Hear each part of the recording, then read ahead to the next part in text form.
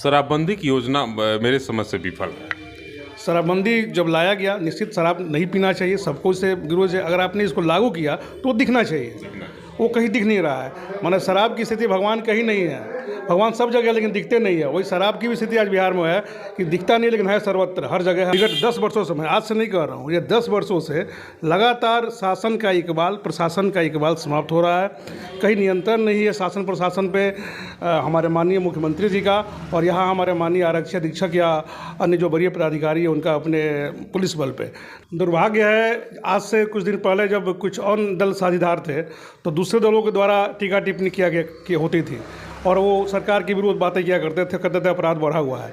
आज उनको अपराध बढ़ा नहीं दिख रहा, आज जो दल बाहर हो गए हैं उनको अपराध बढ़ा हुआ दिख रहा है। उनके द्वारा लगातार धरना और प्रदर्शन आज भी वही हो जा रहा है। यही कारण है कि आज इतने सालों में सिवान में कोई कल कारखाना स्थापित नहीं हो पाया, ना हम चीनी मिल को बचा पाए, ना हम सूता मिल को बचा पाए। इसमें सारे दोषी हमारे राजनेता ही हैं और आज फिर सिर्फ सत्ता पाने। नमस्कार, मैं मौजूद हूँ सिवान में और आपको ज्ञात होगा कि सिवान विगत एक पखवाड़े से अपराध को लेकर के पूरे राज्य में चर्चा का विषय बना हुआ है। कहीं किसी मुखिया पति की हत्या हो जाती है तो कहीं किसी बड़े व्यवसायियों के यहाँ अपराधियों के द्वारा अत्याधुनिक हथियारों से ताबड़तोड़ फायरिंग करके उसे घायल कर दिया जाता है। लगातार अपराधियों के फ़ोन की घंटी बजती है व्यवसायियों के यहाँ और रंगदारी की मांग की जाती है। व्यवसायी दहशत में हैं, जनप्रतिनिधि जो हैं वो अभी अंदर अंदर डरे हुए हैं और कोई घरों से बाहर निकलने की हिम्मत नहीं जुटा पा रहा है। आज से लगभग 15 वर्ष पीछे की सिवान अगर हम देखें तो शायद आज से 15 वर्ष पीछे वाले सिवान के दौर में वर्तमान सिवान प्रवेश कर चुका है।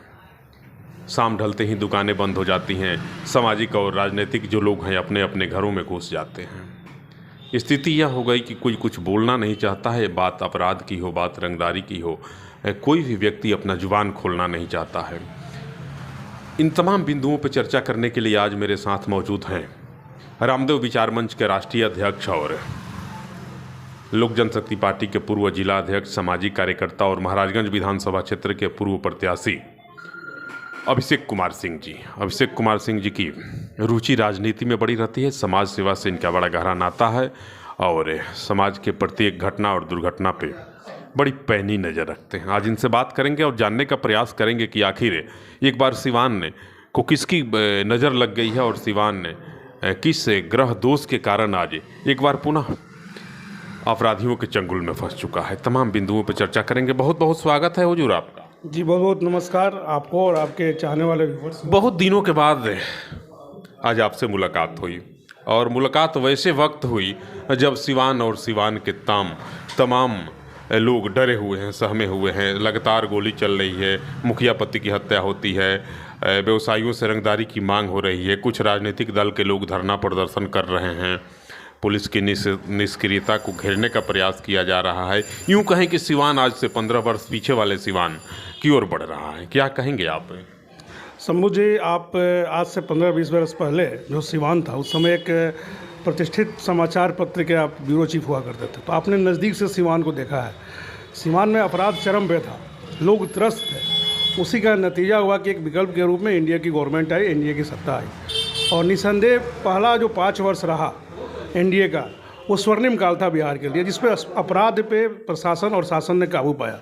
लेकिन फिर अभी जो स्थिति परिस्थिति बन गई है, विगत 10 वर्षों से, मैं आज से नहीं कह रहा हूँ, ये 10 वर्षों से लगातार शासन का इकबाल, प्रशासन का इकबाल समाप्त हो रहा है।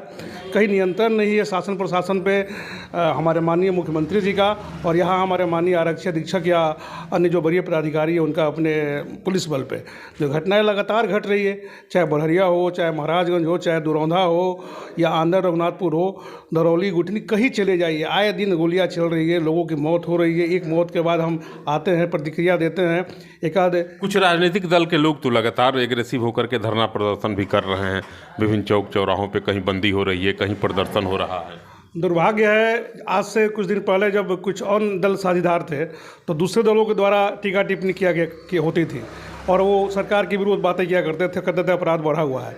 आज उनको अपराध बढ़ा नहीं दिख रहा, आज जो दल बाहर हो गए हैं उनको अपराध बढ़ा हुआ दिख रहा है। उनके द्वारा लगातार धरना और प्रदर्शन किया जा रहा है। मैं पूछना चाहता हूँ आपके चैनल के माध्यम से उन तमाम सिवान के सम्मानित राजनेताओं से कि वो अपराध पर आखिर राजनीति कब तक सकेंगे, अपराध पे रोटी अपनी कब तक सकेंगे राजनीति की।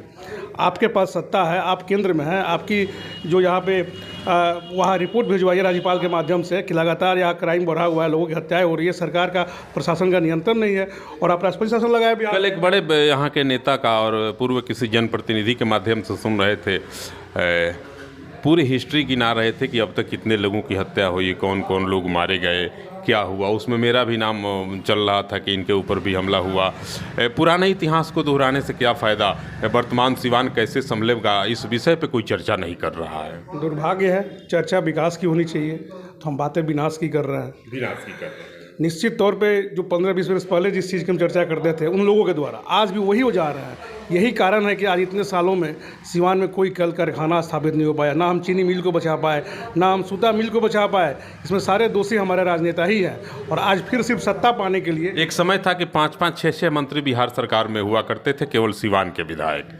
उसके बाद भी सिवान की तमाम चीनी मिलें और जो सूता मिल था सब कुछ बंद हो गया। बिल्कुल, निश्चित तौर पे ये उनका फेल्योरनेस है और उनका मोटो जो था वो विकास के प्रति नहीं था, वो झूठी सहानुभूति प्राप्त करके और सिर्फ सत्ता में बने रहना चाहते हैं। कार्यकर्ता, उनके कार्यकर्ता भी उनसे रुष्ट थे, उनके कार्यकर्ताओं की भी नाराज़गी है। चूँकि लगातार लोगों के बीच रहता हूँ और वो भी अपने सरकार और मंत्री के कार्यकाल से वो खुश नहीं नज़र आ रहे थे, लेकिन उनको सत्ता में बने। आइए चलते हैं आपके विधानसभा क्षेत्र महाराजगंज की तरफ। आपके महाराजगंज में भी लगातार आपराधिक घटनाएँ हो रही हैं। अभी 3-4 दिन पहले एक मुखिया पति की हत्या कर दी गई है, क्या कहेंगे? दुखद है। अभी तो महाराजगंज की जो स्थिति है, बढ़िया हमारे विधायक हैं वहाँ पे, सबसे बुजुर्ग विधायक हैं और मुझे लगता था कि उनके आने के बाद कुछ बदलाव देखने को, मैंने उम्मीद भी किया था कि उनके अनुभव का लाभ महाराजगंज की विधानसभा को मिलेगा, लेकिन वैसा दिखने को नहीं मिला। कितनी घटनाएं घटी लेकिन वो नज़ारा कहीं दिखाई नहीं दे रहे हैं। एक उनका बयान भी आपने देखा होगा जो वायरल हुआ था, एक लड़के से जो ट्रांसफार्मर लगाने को, बिजली को लेकर वो बताइए, उतना अनुभवी व्यक्ति। और वैसे ऐसा भी कहा जा रहा है कि तमाम घटनाओं के बाद भी विधायक जी क्षेत्र में कहीं दिख नहीं रहे हैं। कहीं नहीं दिख रहा है। हम लोगों का यही गुस्सा है, लोग ठगा हुआ महसूस कर रहा है। मैं लोगों से भी यही कहना चाहता हूँ कि आप चुनाव के वक्त सिर्फ जातीय राजनीति और गठबंधन की राजनीति के आधार पर वैसे व्यक्ति को चुन के भेज देते हैं जिनका आपसे कोई सरोकार नहीं होता है, और आपके बीच में रहने वाला व्यक्ति जो आपके लिए लगातार 24 घंटा आपकी आवाज़ को बुलंद कर सकता है, आप उसको नकार देते हैं। नतीजा सामने है। और लगातार धरना प्रदर्शन, कोई पुलिस अधीक्षक को घेर रहा है तो कोई पुलिस पदाधिकारियों को घेर रहा है। राजनीतिक दांवपेच का खेल चल रहा है। जनता अपराध से त्राहिमाम कर रही है, व्यवसायी अपराध से त्राहिमाम कर रहे हैं। तमाम लोग डरे सहमे हैं और राजनीतिक लोग राजनीतिक रोटी सेंक रहे हैं। न तो व्यवसायियों का कोई ख्याल कर रहा है, न शाम ढलते लोग जो घरों में प्रवेश कर जा रहे हैं उनका कोई ख्याल नहीं कर रहा है। जी बिल्कुल, स्थिति बहुत ही दुखद है और देख के लगता है कि राजनीति करना और एक सामाजिक, और मैं आपके माध्यम से कहना चाहूँगा, समाज सेवा को लोकतंत्र के चौथे स्तंभ आप लोग भी हैं और आप लोग भी ऐसे ऐसे व्यक्ति को समाज सेवी से विभूषित करने लगते हैं जिसका खामियाजा अच्छे लोगों को ही पड़ता है, और बाद में जो स्थितियाँ सामने आती हैं, उनका चेहरा सामने आता है तो लगता है कि कहाँ समाज कहाँ जा रहा है, हम कहाँ जा रहे हैं। आज बहुत ज़रूरत है लोकतंत्र के सारे स्तंभ एक साथ मिलके और ईमानदारी से अगर काम करें तो सिवान को और बिहार को फिर से बचाया जा सकता है और पुरानी जो हमारी अस्मिता थी, जो पुराना हमारा इतिहास था, उस गौरव को हम प्राप्त कर सकते हैं। अचानक अपराध क्यों बढ़ गया? अपराध बढ़ने का कारण ये है कि एक तो हमको लगता है कि जो दारूबंदी भी जो हुआ, एक दारूबंदी के बाद लगातार एक पैरेलल गवर्नमेंट, एक पैरेलल साम्राज्य अपराधियों का और उन तरह के लोगों का बन गया जो सरकार के समकक्ष काम कर रहे हैं। पुलिस जा रही है उनको रोकने के लिए, वहाँ गोलियां चल रही है और उसके बाद जो पैसा जो आ रहा है वो अन्य कामों में कन्वर्ट हो रहा है। शराबबंदी की योजना मेरे समझ से विफल है। शराबबंदी जब लाया गया, निश्चित शराब नहीं पीना चाहिए, सबको इससे विरोध है। अगर आपने इसको लागू किया तो दिखना चाहिए, वो कहीं दिख नहीं रहा है। माने शराब की स्थिति भगवान कहीं नहीं है, भगवान सब जगह लेकिन दिखते नहीं है। वही शराब की भी स्थिति आज बिहार में है कि दिखता नहीं लेकिन है सर्वत्र, हर जगह है। आप जहाँ चाहिए लोग कहते हैं तुरंत अवेलेबल हो जाता है, वो देखने को मिलता भी है। तो आप कहाँ हैं नीतीश जी? आपकी महत्वाकांक्षी योजना है, आपकी पुलिस क्या कर रहे हैं, आपके एसपी क्या कर रहे हैं? और एक अपराध बढ़ने का कारण ये भी है, उनकी पूरी पुलिस, उनकी पूरी प्रशासनिक व्यवस्था शराब को रोकने में लगी है और शराबियों को पकड़ने में लगी है और अपराधी अपना काम कर रहे हैं। पुलिस डाइवर्ट है, अभी उनकी प्रायोरिटी क्या है? क्या संदेश देंगे जिला के तमाम आम आवाम को?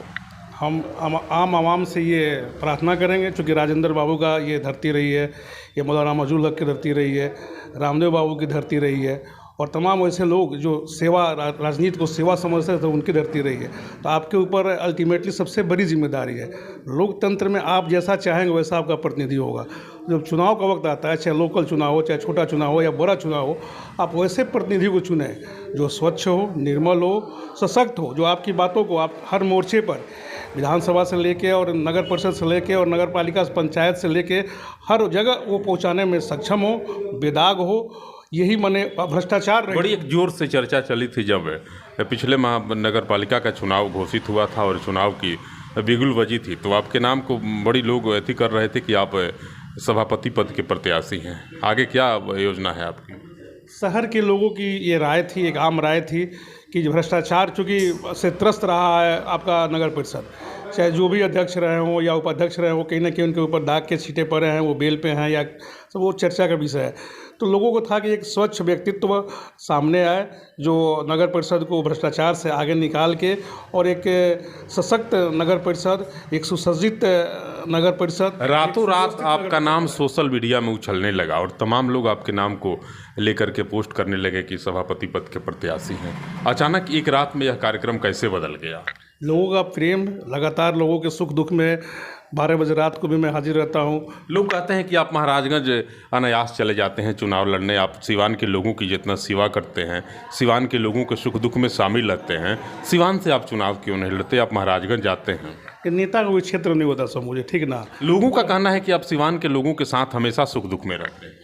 क्योंकि सिवान में मेरी जन्म स्थली है, मैंने यही जन्म लिया, इसी मिट्टी में मेरी पैदाइश हुई और सब एक एक घर से एक आत्मीय संबंध है, न्योता हगारी है, आना जाना है। लोग हमारे जो निक मेरा नेम है उस नेम से हमको यहाँ पे जानते हैं, तो सबसे एक आत्मीयता है, तो लोगों का एक प्रेम है और मुझे लगता है कि पूरा ज़िला हमारा घर, ऐसा कहीं कुछ नहीं है और सिवान हमारा तो है ही। लोग चाहते हैं कि आप सिवान सदर विधानसभा से चुनाव लड़ें, महाराजगंज से नहीं लड़ें। ये तो वक्त आगे की बात है, समय की बात है। ये जिसको अभिषेक कुमार सिंह जी हैं और मेरे बेहद पुराने मित्र हैं। समाज के प्रत्येक घटना दुर्घटना पे इनकी बहुत पैनी नज़र रहती है। राजनीतिक सूझबूझ वाले व्यक्तित्व हैं, राजनीतिक रणनीतिकार भी इन्हें कहा जा सकता है। इनसे आज चर्चा हो रही थी अपराध क्यों बढ़ा, अपराधियों की मानसिकता क्यों बढ़ रही है, शराबबंदी को लेकर के इनके विचार आप सुने। तमाम बिंदुओं पर इनसे बात हुई। अब पुनः एक बार तत्काल निकट भविष्य में मैं इनसे मिलने का प्रयास करूंगा। रामदेव विचार मंच के राष्ट्रीय अध्यक्ष और महाराजगंज के पूर्व विधानसभा के प्रत्याशी अभिषेक कुमार सिंह के साथ मैं शंभू प्रसाद अभय, सहयोगी अमित कुमार सिंह के साथ आप तमाम लोगों को नमस्कार।